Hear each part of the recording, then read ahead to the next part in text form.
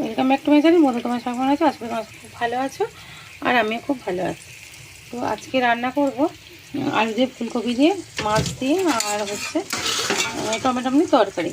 তো এই যে আলু দেখো বেসিংয়ে রাখা আছে, ধোবো বলে এখনও ধোয়া হয়নি। আর এখানে একটা কপি নিয়েছিলাম গোটা, ওই কপিটা আমার পরে আধ গোনা ছিল। তো ওই কপিটা দিলাম আর ওই কপিটা থেকে একটুখানি গোটা কপিটা থেকে টাটকা কপি থেকে একটু রেখে দিলাম, বেশি রাখিনি, দেখো অল্প একটু রেখে দিয়েছি। এই যে ওই যে আমাদের যে চাষের কপি বললাম না, ওখানে চাটা করেছে ওর থেকে। আর বেশ কাঁচা কপিতে ভালো লাগছিলো, আর এইরকম ভাজা কপিতেও তরকারিটা না ভালো লাগে। মানে লাস্টে একটু কষে ছেড়ে দেবো, দিকটা দিয়ে আলু দিয়ে আর কি, ফুলকপি আলু দিয়ে মাছ দিয়ে জিরে বাটা ঝোল করবো আর ভাত করব। আমাদের যে পাথরের যে কাজটা হয়, তো ওই কাজটা এখন অনেক দিন বন্ধ ছিল বলতে অল্প অল্প হচ্ছিল তো। এবার ওই কাজটা আবার এখন মোটামুটি চালু হচ্ছে। তো দুটো ওস্তাকার ডেকেছে, তাহলে আজকে যেতে হবে। আর জানো তো দিদি হাজার রকম কাজ নিয়ে থাকে, কোনো সময় বসে থাকি না। আর কী বলবো, ভগবান আমাদের বসে থাকতে দেয়নি আর আনন্দ করতেও দেয়নি, সবসময় টেনশন আর কাজ নিয়ে থাকতে হয়। তার জন্য দুঃখ নেই, একবার বলেছি নিজে লড়ে বাঁচাটা থেকে আনন্দ কিছু নেই। কার প্রতি নির্ভরশীল তো নয়, নিজেরা খাচ্ছি নিজেরা খাচ্ছি। এবার বসে থাকলে কি বলো তো, সেটা তো হবে না। বসে থাকলে সেই অভাব থাকবে, অভাবতে এটা হয়তো টেনশান, এতে ঘুমোতে পারছি না, মাথায় চাপ আছে সব দিক থেকে।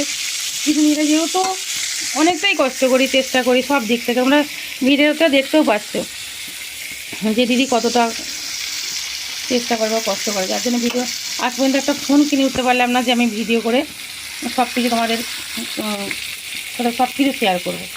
যখন পাচ্ছি ছেলের থেকে নিচ্ছি, একটু করে করছি ওইটুকু। তো বেরোবো, যার জন্য তাড়াতাড়ি রান্না করছি ফুলকপি দিয়ে একটু মাছ দিয়ে ঝোল আর ভাত। আর মাছটা এখনও তোমার দাদা নিয়ে এসে পৌঁছায়নি, তো সেটা দাদা আসুক পুরোপুরি খেতে তোমার আবার আমি শেয়ার করবো।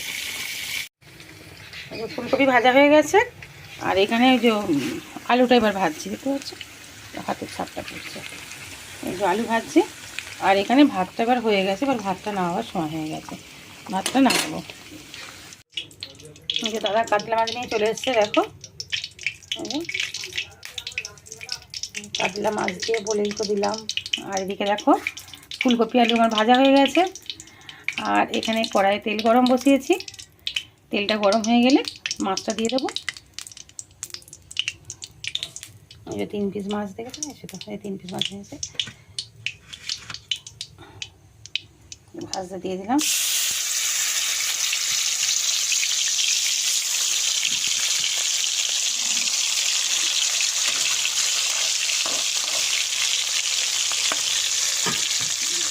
মাছ ভাজা বসিয়ে দিলাম। মাছ ভাজা হয়ে গেলে মশলাটা কষিয়ে ঢেকে সব ভাজাভুজি রেডি হয়ে গেছে। একটু জিরে ফোড়ন দিয়ে দিলাম তেলের মধ্যে, দিয়ে এতে আদা তারপরে তোমার জিরে, ধনে আর হলুদ লঙ্কা, এই চারটাকে মিক্সড করে রেখে দিয়েছি, দিয়ে দিলাম। সরি, আমি টমেটোগুলো দিতে ভুলে গেছি, টমেটোগুলো এর মধ্যে দিয়ে দিলাম। দিয়ে এটাকে ভালো করে কষবো, কষা হয়ে গেলে আলুটা দিয়ে কষে তারপর ফুলকপির ঝোলটা হবে, সেটা তোমাদের আবার দেখাচ্ছি। আগে মশলাটা আমার ঠিকঠাক কষা হোক, তারপরে তোমাদের আবার দেখাতে। কষানো হয়ে গেছে ভালো মতো, তেল ছেড়ে দিয়েছি। এবার আমার এই যে ভাজা আলু আর ফুলকপিটা রাখা আছে, দেখতে পাচ্ছ, এটা এবার আমি দিয়ে দেবো। দিয়ে এটা বেশিক্ষণ নাড়বো না, অলরেডি এটা সেদ্ধই হয়ে আছে সব কিছু। অল্প নেড়ে যে গরম জল বসানো আছে গ্যাসে, ওই গরম জলটা এটা একটু কষে নিয়ে, মশলাটা কষাই, এবার এটার মধ্যে একটুখানি কষে নেবো, নিয়ে জলটা দিয়ে কষে নিয়ে তারপরে জলটা দিয়ে দেবো। মানে ঠান্ডা জল দেবো না, কেন ওটা ঠান্ডা জলটা দিলে কী হয়, তো গরম হতে সময় লাগবে। এগুলো তোমার ভাজা এমনিতেই সিদ্ধ, তাহলে এগুলো গলে যাবে। দিয়ে হালকা ফুটে গেলে মাছটা দিয়ে আমি নামিয়ে নেবো। ছেলে সর্দি করেছে, ভিডিও করতে করতে এরা হাঁচি হচ্ছে, শুনতে পাচ্ছে। এটা একটু নেড়ে এবার আমি গরম জলটা দিয়ে দেবো। এই যে গরম জলটা দিচ্ছি, দেখো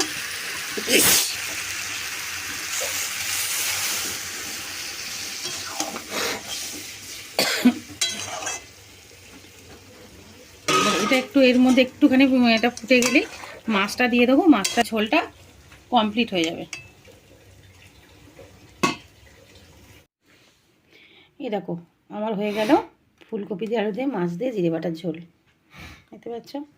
আর বললাম আমরা বেরোবো, ওই জন্য আমার আর ছেলের ভাত বেড়ে ফেলেছি, কারণ আমাদের খেয়ে দিয়ে বেরোতে হবে, তখন আসতে হয়তো বিকেল 4টে বেজে যাবে। ওই জন্য রান্না হয়ে গেছে, আমরা খেয়েও নেব, নিয়ে আমরা এবার বেরোতে থাকবো। যেন অনেকটা দূরে যাবো, বাঁকড়া যাবো, তারপরে তোমাদের করলা যাবো, অনেকগুলো জায়গাতেই যেতে হবে, যার জন্য একটু খেয়ে বেরোবো। কেন এখন বেজেই গেছে, কটা বাজে রে মানে 12টা 15 বেজে গেছে। ওখানে খেয়ে নিচ্ছি, নিয়ে একেবারে বেরিয়ে যাবো।